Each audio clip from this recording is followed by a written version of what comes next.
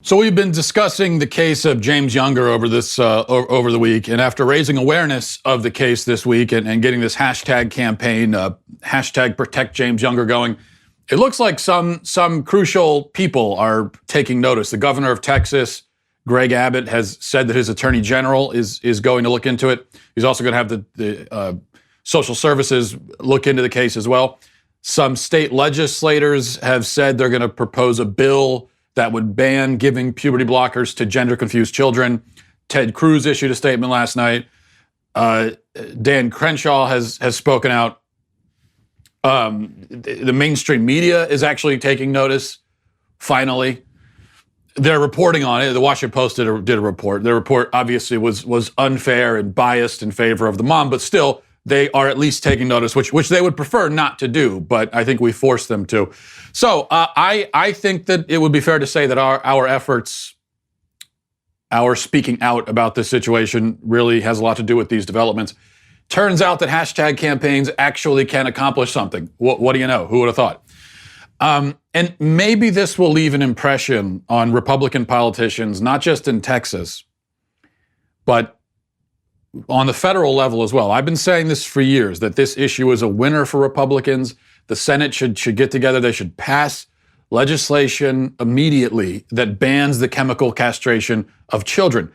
Let the House Democrats, if they want to, if they feel comfortable with it, let them come out explicitly in favor of chemically castrating gender-confused children. But force them to take a stand on it one way or another. You pass the bill, and then let the Democrats, let them make their case for why it's actually okay to chemically castrate 8-year-olds. Let them do that.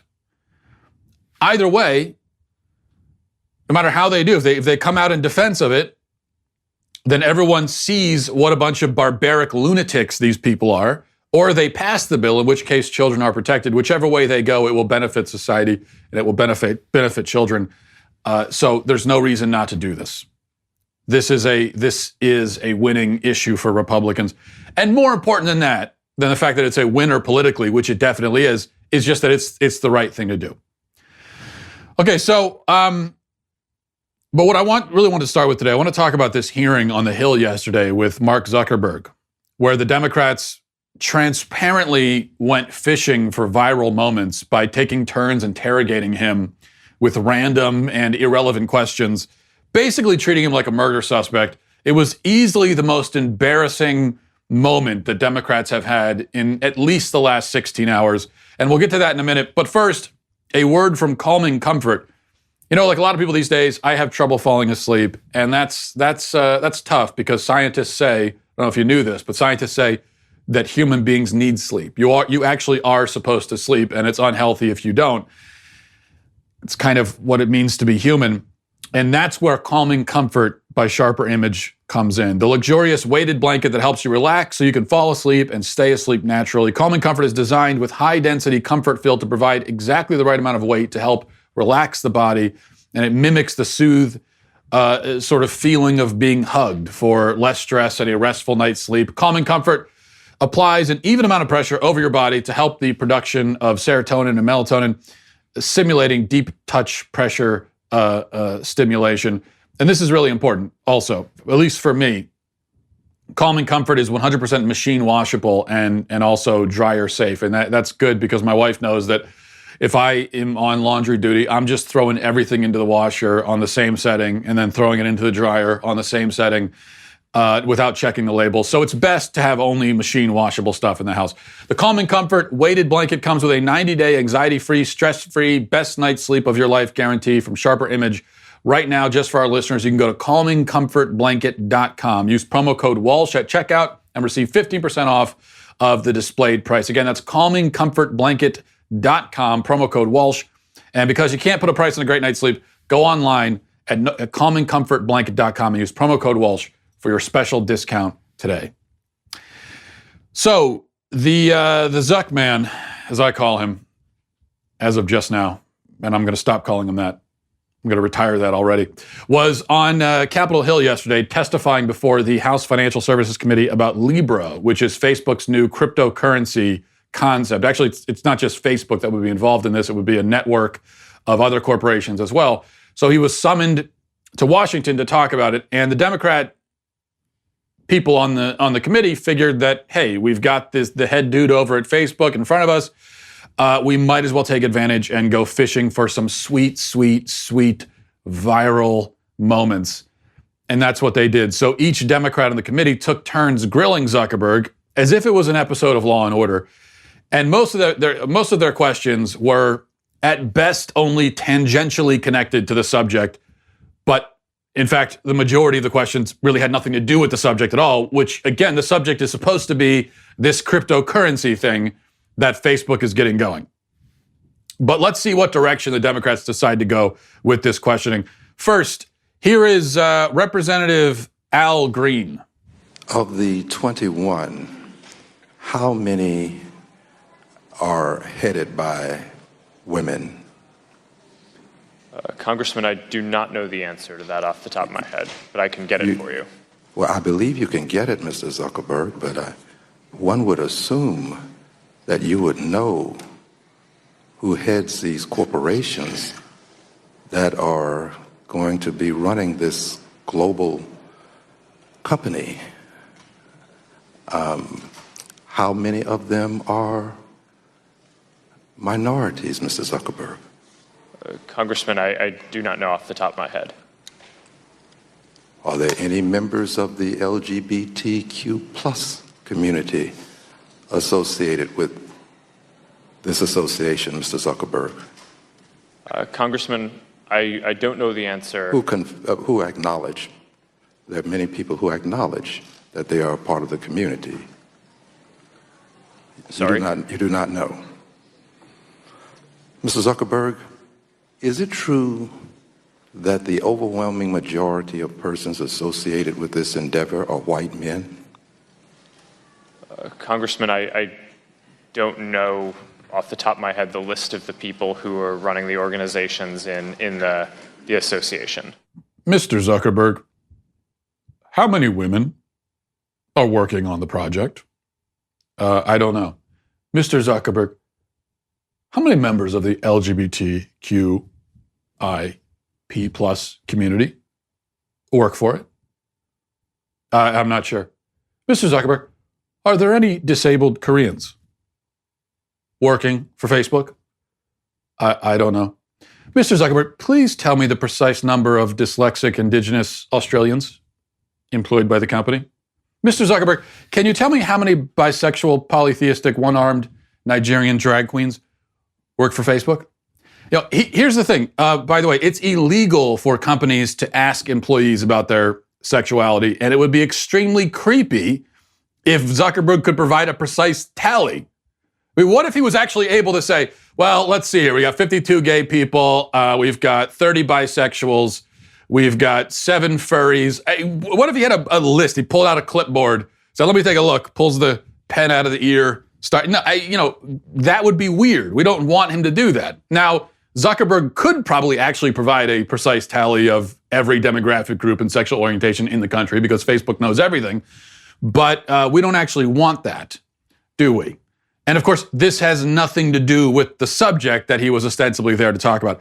Now, let's see what Representative Joyce Beatty has in store for all of us. The other was around setting up a civil rights task force. And who's on the civil rights task force? Sheryl Sandberg is the person she's... What's civil rights? Okay, we know Cheryl's not really civil rights, so I'm trying to help you here. She's your COO, and I don't think there's anything, and I know Cheryl well, about civil rights in her background. So come better than that for me, if we're going to talk civil rights. It's an internal task force. Do you know who the firm that you employ for civil rights is? Congressman, I don't know. How could you not know when you have employed the most historical, the largest civil rights firm to deal with issues that are major? And this is what's so frustrating to me. It's almost like you think this is a joke when you have ruined the lives of many people, discriminated against them. Do you know what percentage of African Americans are on Facebook in comparison to majority folks? Do you know what the percentages are? People using the Facebook? Yes. Do you know what the percentages are for African Americans? I don't, because we don't collect the races of people. Well, it came out in a report and in the Pew Research Center that was sent to you. So maybe you just don't read a lot of things that deal with civil rights or African Americans. I have a lot of questions I'm going to send to you that I'm not going to be able to get through, and I would like an answer because this is appalling and disgusting to me. And I yield back. What? What the hell is this woman babbling about? He's destroyed the lives of African Americans. How? Now, look, I'm no Zuckerberg fan personally, but how has he destroyed the lives of African Americans? What did he do? What is he? And the thing is, he's got to keep a straight face. And no matter how you feel about Zuckerberg, his IQ is certainly probably 3 times higher than everyone that's questioning him. But he's got to keep a straight face and try. And I'm impressed with that, at least, keeping a straight face, trying his best to calmly answer these idiotic questions from morons. He destroyed the lives of African. There was a Pew poll done about how many African Americans use Facebook. Did you read the Pew poll? Oh, you didn't. So you don't like reading about African Americans, huh? So in other words, what you're saying, Mr. Zuckerberg, is that the KKK is good. Guards, arrest this man. What an absolute clown show. I mean, she really implied that he was racist because he hadn't read a poll about the internet habits of African Americans. That really happened. She actually did that. Beyond parody. How would you, if you wanted to make a parody of the 2 lines of the 2 clips I just played for you, how would you do it? You couldn't, because you couldn't make it any more ridiculous than it already is. Okay, let's see what Ayanna Pressley, otherwise known as Ringo, has to say about all of this. The same World Bank report cited in your Libra white paper finds that almost 2/3 of 1.7 billion people who don't have bank accounts say it's because they lack enough money to open one. So this is not about authentication. This is not about banking costs. This is about a tsunami of hurt that millions are experiencing because of a $1.6 trillion student debt crisis, because of rising healthcare costs and people having to use GoFundMe pages to pay medical bills. This is because of the racial and gender wealth gap. So again, you represent the power, but I don't think you understand the pain. There's underbanking because people are broke. And so let me just ask you this question. Yes or no, is it free to use the Calibra wallet? Congresswoman, the Calibra wallet isn't a service that is available today. Assuming we were able to launch it, it will be free. So there is no fee? Congresswoman, that's the goal, is to make it so that... So there is no fee?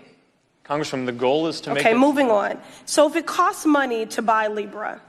She was so proud of that line, wasn't she? You saw the pride where she said, you represent the power, but you don't understand the pain. Did you guys hear that? You hear, but you're pretty good, huh? Power, pain. We workshopped that one for a couple of days. Pretty good stuff. The rest of that line of questioning was, well, I don't know what it was. Apparently it's wrong for Zuckerberg to be involved in cryptocurrency because people are poor and okay. What does that have to do with?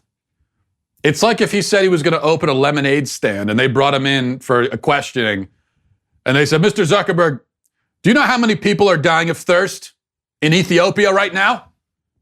And yet you want to make lemonade?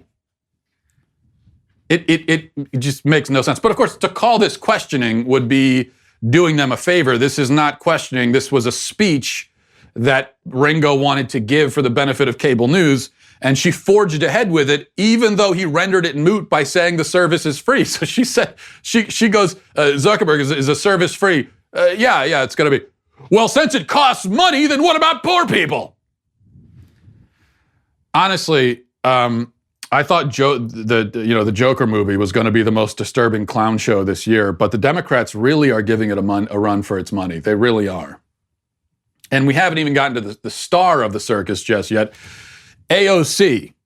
First, let's take a minute and watch her pretend to be Jack McCoy. Mr. Zuckerberg, what year and month did you personally first become aware of Cambridge Analytica?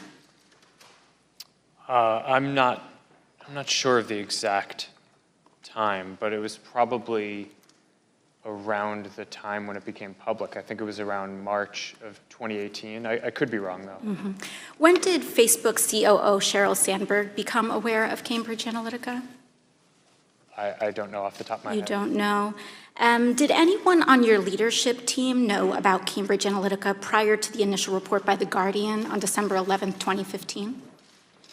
Congresswoman, I believe so, and that some folks were tracking it internally.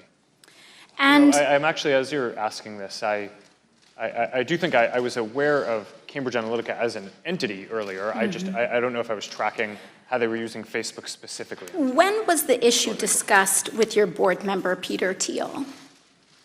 Congresswoman, I don't know that off the You don't know. This was the largest data scandal with respect to your company that had catastrophic impacts on the 2016 election. You don't know? Well, Congresswoman, I'm sure we discussed it after we were aware of what happened. Okay. It's almost cute in a way, isn't it? You see that, you think, oh, she thinks she's pretending that this is law and order. She thinks let her go. She's pretending she's a lawyer. Don't interrupt. Yeah, but this isn't a trial.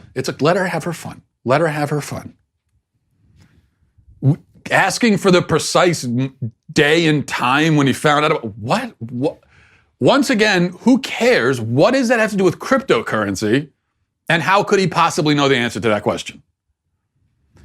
Now let's fast forward a bit and get to AOC's irrelevant speech about the dangers of conservative websites. The treatment is a little One different. more question. In your ongoing dinner parties with far-right figures, some of who advanced the conspiracy theory that white supremacy is a hoax, did you discuss so-called social media bias against conservatives, and do you believe there is a bias? Congresswoman, so I don't remember everything that was in the question. That's all right. I'll move on. Can you explain why you've named the Daily Caller, a publication well-documented with ties to white supremacists, as an official fact-checker for Facebook? Congresswoman, sure. We actually don't appoint the independent fact-checkers. They go through an independent organization called the Independent Fact-Checking Network that has a rigorous standard for who they allow to serve as a fact-checker. So you would say that white supremacist-tied publications meet a rigorous standard for fact-checking? Thank you.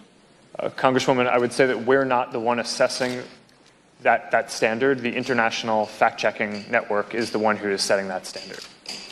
Once again, nothing at all to do with the subject. These are not questions, they are speeches, and her smear of Daily Caller is absurd, dishonest, despicable. A white supremacist tied website. What is she talking about? And they don't, you got to remember, these people are such liars, and this woman in particular is such a ridiculous, incompetent liar that there's no attempt made to justify any of the lies being told. None of them are worried about the fact that they're telling obvious lies. They'll just, at this point, now, even 10 years ago, it would have been kind of unthinkable to have Democrats just directly calling all of their political opponents white supremacists and racists and everything. Don't get me wrong, they would have implied it very strongly. But this is kind of a new thing where you've got these prominent Democrats that have no problem going out calling everyone, just straight up calling them white supremacists. No evidence, no reason at all to be saying that, but you're a white supremacist. And if the Daily Caller was a white supremacist website, what bearing would that have on the cryptocurrency thing we're talking about? It wouldn't. All right. Let's move on. What else? Well, I wanted to mention this real quick. It's not a huge deal, but yesterday you may have caught wind of some outrage at LeBron James because he allegedly disrespected the anthem. Some people on social media were passing around this video of LeBron screaming during the anthem, and apparently this is offensive and unpatriotic, and it's a sign that he's a communist and so on. according to the outraged masses that I saw online. And, well, let's play the video first, and you tell me if this is offensive and unpatriotic. Let's go!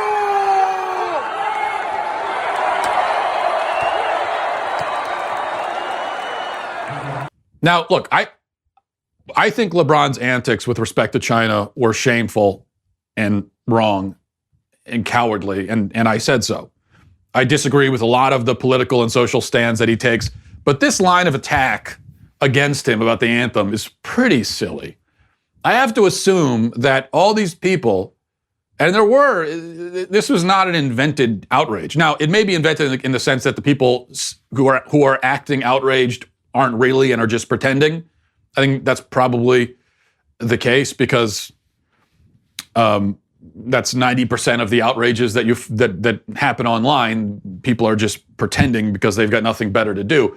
But there were at least a lot of people acting as if LeBron had done something wrong here. And I have to assume that all those people have never been to a ball game before, any ball game, baseball, basketball, football, hockey. Hockey isn't a ball game, puck game, whatever.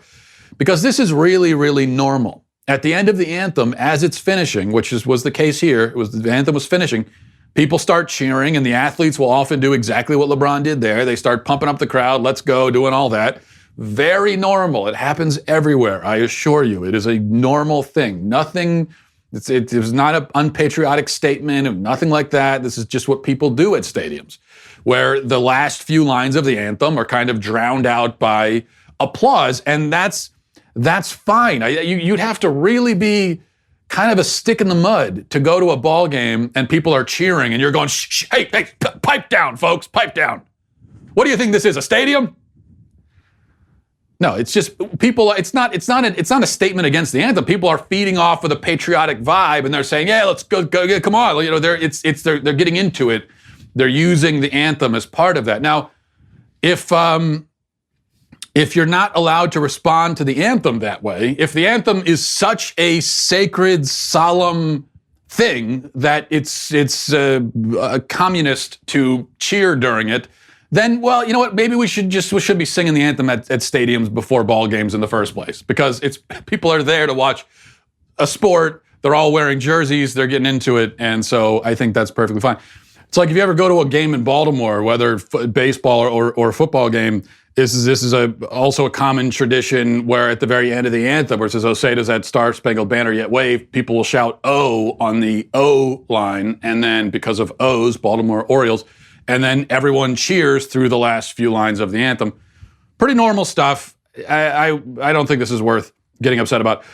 Okay, one other thing here before we get to emails. I thought this was pretty revealing. Bob Iger, CEO of Disney, was asked about the criticisms by Scorsese and Coppola, Martin Scorsese, Francis Ford Coppola, of Marvel movies. Scorsese correctly said that Marvel movies are not real cinema. They're just theme park rides, essentially.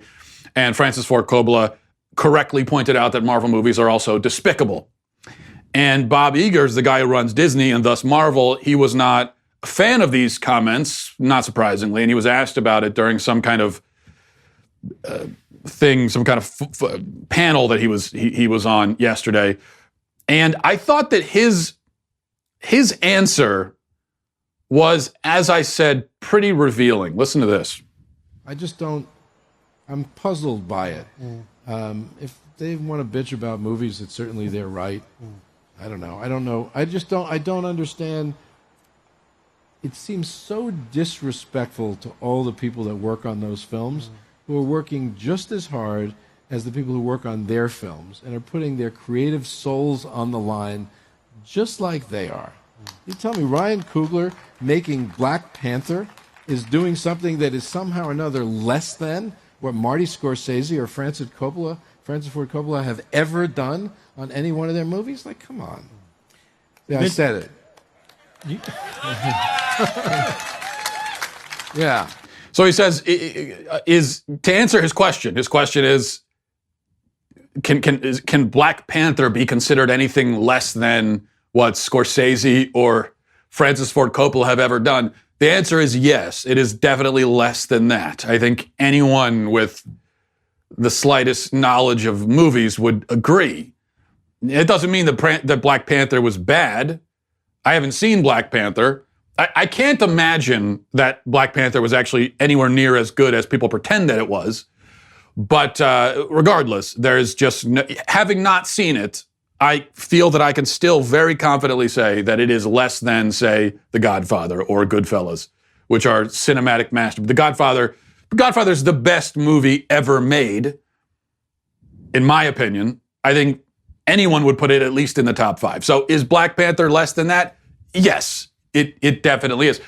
But the fact that the guy who runs this movie studio, the guy who's in charge of everything, the fact that he thinks these two are the same, that he can't see a difference between them in terms of cinematic quality, should really tell you something.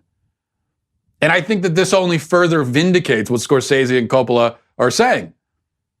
That these people they literally don't know what good cinema is. They can't tell the difference between a movie about people in spandex running around fighting bad guys, a movie that's made for 12-year-old boys. They can't tell the difference between that and a cinematic masterpiece. To them, it's all the same. Kind of tells you everything you need to know. All right, mattwalshshow@gmail.com. mattwalshshow@gmail.com is the email address. This is from Matt. It says, is it me or does anyone else find it weird that the left endorses a stigma-free society? However, it seems that they only endorse it for socially acceptable mental health issues. Meaning the right says transgenderism is a mental health condition, or Michael Knoll says it is immorality to use a mentally ill child as a spokesperson for climate change policy. Then the left gets irate with these statements because they feel we aren't accepting. Wouldn't they then be stigmatizing if they are the ones, when we say mental illness, they think of it as a slander? I feel that by them being accepting of transgenderism, that makes them stigmatize mental illness when someone calls them out on it. That is a really good point. So I can see why your name is Matt. Maybe I will I think maybe I'll just plagiarize your point. I'll pretend that I wrote this email. No, that really is a good point.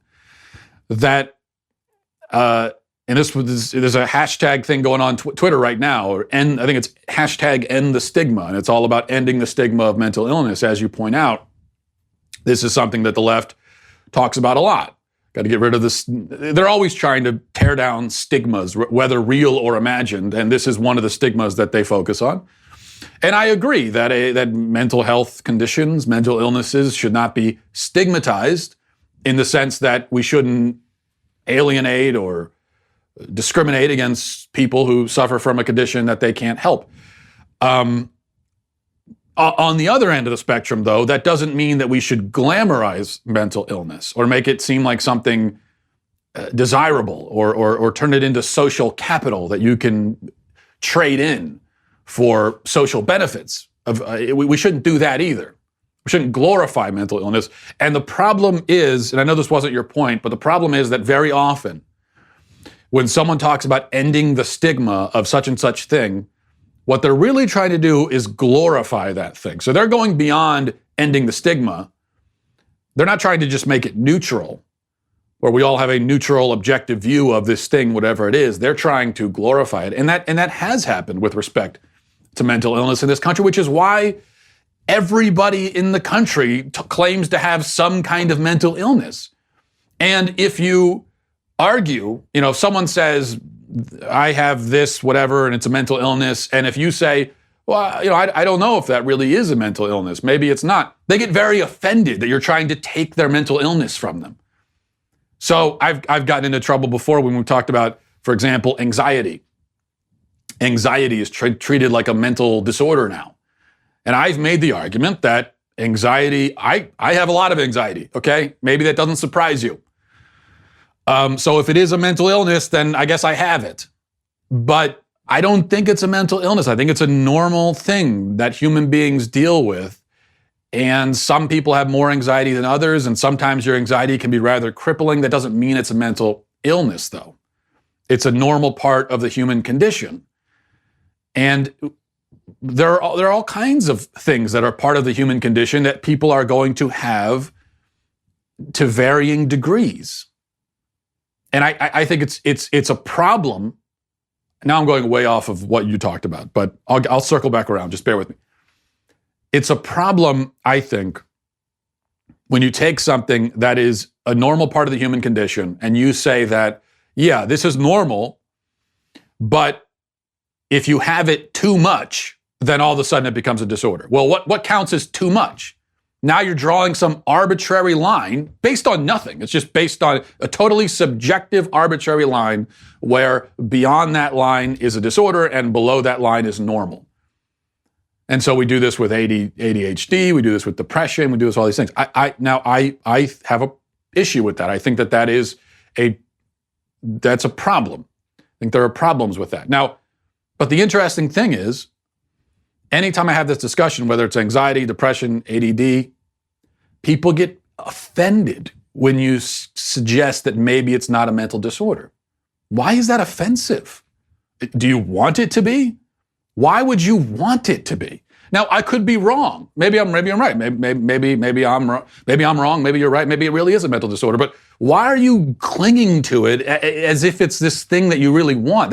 That's what gives me the hint that mental disorders now have become a glamorized thing that people, for some reason, actually want. Because otherwise, I can't make sense of that.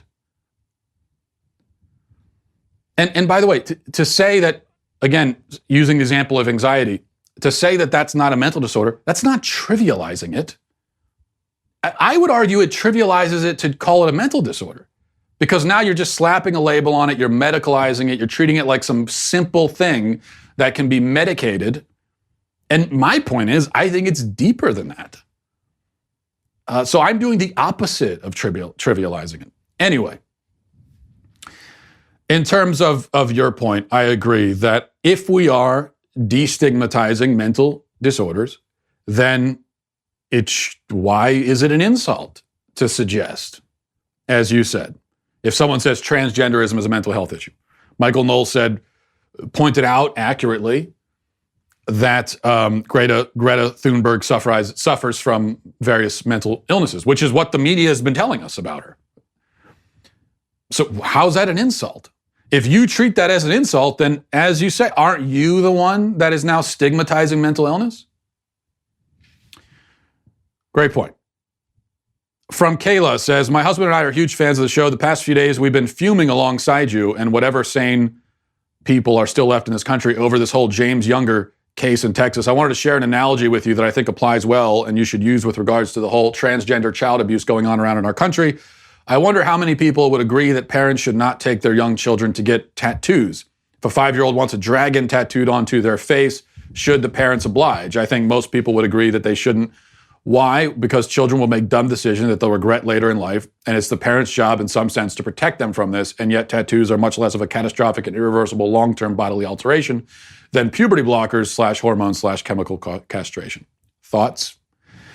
Yeah, I completely agree. I think I made this similar point yesterday, where they're all, look, tattoos, all kinds of things. We don't let, if we're talking about 5-year-old kids, 6-year-old kids, 7-year-old kids, 8-year-old kids, we don't let them make really any decisions for themselves. There's really no aspect of a young child's life that we allow them to exercise complete control over. They are not autonomous in any sense. And they can't be because they don't have the psychological maturity for it. Our goal as parents, when our kids are young, is to get them to a point where when they're 18, 19, 20, now they can actually be basically self-sufficient adults who make choices for themselves. We are, as children though, we are equipping them for that moment to send them out into the wild world and say, okay, now it's up to you to run your own life for the most part. But as kids, they don't do that. So yeah, you could bring up tattoos, anything. There are literally a million examples of things we don't let our 8-year-old kids do, 5-year-old kids do, anyone that age, decisions we don't let them make. We don't let them vote, we don't let them get tattoos, we don't let them drive, we don't let them put their names on mortgages, we don't let them vote, we don't let them buy, I think I said vote already, we don't let them buy guns, we don't let them drink alcohol, we don't let them do anything. It is a crime. Obviously, if someone has sexually abuses, they are too young. Children at that age are far too young for sexual activity. We all agree. Why is that? And that's another thing that really concerns me. I'm not the only one to bring this up. That's the other thing that really concerns me about saying that a child, a prepubescent child, is old enough to make these kinds of decisions about their so-called gender identity. I think that this is ultimately all wrapped up in an effort to sexualize children, which will contribute to the normalization of pedophilia. Our whole point about why prepubescent children are too young for sexual activity, the whole reason we say that is because they don't have the mental capacity to actually consent to something like that. That's our whole point. So it makes no sense at all to agree that they don't have the mental capacity to do any of those things or to consent to any of that stuff or to make any of those choices, yet they do have the mental capacity to choose their own gender. That makes no sense. So what really concerns me is that the people who are saying, oh, they do have the mental capacity to choose their own gender, but all these other things they don't. I think what we're going to find is that over time, gradually, those people start saying that, oh, well, no, maybe kids can do that, and that, and that, and that. And we see where that leads. Okay, this is from Mark, says, Matt, you're very critical of superhero films. I don't necessarily disagree, but do you like any of them? Have you ever seen one that was worthwhile in your judgment? Yeah, I've seen a few superhero movies that I think would qualify as good films. Everyone points to the Christopher Nolan Batman trilogy. I think those were pretty high quality. I do think The Dark Knight is an overrated movie because it's all really on the strength of Heath Ledger's performance, which obviously was phenomenal. But I think if you take that performance out of the movie, it's a pretty standard by-the-numbers superhero film other than that. Maybe even kind of subpar in a way. Because some of the other performances, the Two-Face, Aaron Eckhart as Two-Face, was actually, that was a pretty terrible performance and a horrible iteration of that villain, I think. Not to mention he was Two-Face for about 5 seconds and then they killed him. So there were a lot of other things going on with that movie that were kind of clunky and clumsy and dumb. But we don't remember any of that and we're not bothered by it just because that performance was so breathtaking and memorable and iconic. So you take that out. But okay, but still, I would say that trilogy is an example. Maybe there have been a few others. Logan, Marvel has made at least one superhero film that was an actual real movie. And I think the movie Logan, which I actually did watch last year, I thought that was a pretty good one. And I'll tell you another one. The cartoon Spider-Man film that came out last year, maybe it was this year, and did really well at the box. Into the Spider-Verse. I took my son to go see that. And it was about 30 minutes too long, as these movies always are. But I thought it was an enjoyable, entertaining movie. And the thing I liked about it, I think it was rated PG. It was a kid's movie. And that's what I liked about it. Because I think there should be, okay, you've got the superhero films that, like the movie Logan, that's rated R, that's supposed to be more mature and for adults. Okay, that's fine. And then you've got superhero movies that are really made for 13-year-olds, but a bunch of adults watch them anyway. Okay, there should be superhero movies that are made for 6- and 7-year-old boys. I should be able to take my son to a superhero movie, and I think that's an underserved audience. So that's what I liked about Into the Spider-Verse. I thought it was a solid film, appropriate for kids, and but that won't make an adult want to rip his hair out. So that's an achievement, I would say. Finally, this is from I didn't put the name down, so I'm not sure who this is from. Says, hello, future supreme malevolent dictator. What are your thoughts about women posting pictures of themselves breastfeeding online? Some women seem to think it will help desexualize and normalize the practice, but I think it's inappropriate and actually sexualizes it even more. I recently wrote a blog post about it and received a lot of pushback by people who seem to think a lot of my points were horrifyingly offensive. What are your thoughts on the subject? This is a subject that if I knew it was good for me, if I had any prudence and wisdom, I would avoid this subject because no matter where I go with it, especially as a man, it'll get me into trouble. There's really no advantage to me chiming in on a subject like this. But that's if I had prudence and wisdom. I have neither of those things, so I will just forge ahead. And I'll say that I basically agree with you. I think that, yes, I think that breastfeeding should not be stigmatized. Some women say that it is. I haven't really noticed that. I don't, and it's not just because I'm a man either. This is something I've talked to my wife about. My wife, we have 4 kids. She's breastfed all the kids. And she has often kind of wondered this because some of the women that she hangs out with will talk about the stigma of breastfeeding. And my wife will say, what's stigma? No one's saying you can't breastfeed. I don't think there's a stigma. So I'm with my wife on that one. It's probably a good subject for me to defer to my wife to, I suppose. So if there is a stigma on breastfeeding, if it exists anywhere, it shouldn't be stigmatized. It is a natural, healthy, good thing for a mother to do. However, does that mean that we shouldn't practice any kind of modesty when breastfeeding? I don't see that.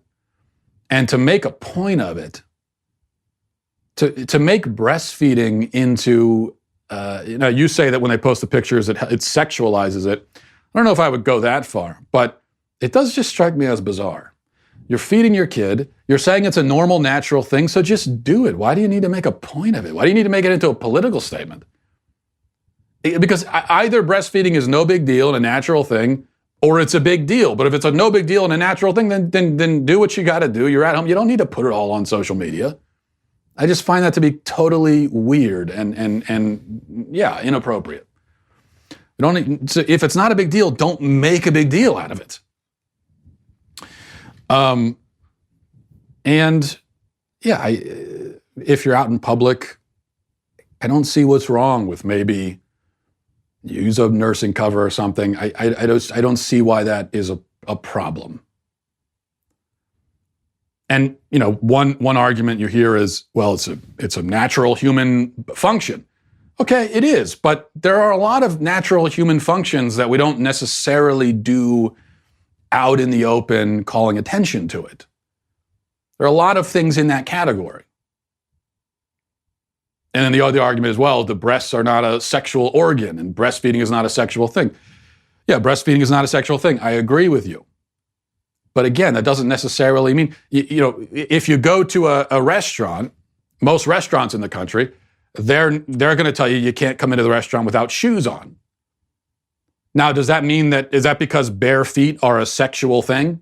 Are they telling you to cover your feet in shame because there might be some weird foot fetishist in the restaurant who just can't handle seeing your feet? No, it's just you don't go into a restaurant with bare feet. You're supposed to cover your feet. It's what we do in a civilized society. Doesn't mean we're ashamed of feet. Doesn't mean we're stigmatizing them. Nothing wrong with having feet. We all have them. But usually when you're out in public, you cover them. At least a little bit. So I would put it in that camp. And I think I'll just stop talking about that now. Thank you, though. Thanks, everybody, for watching. Thanks for listening, and Godspeed.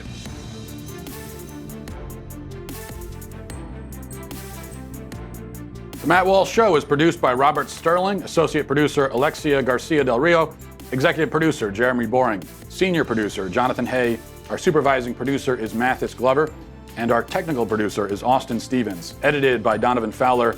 Audio is mixed by Mike Coromina. The Matt Walsh Show is a Daily Wire production. Copyright Daily Wire 2019.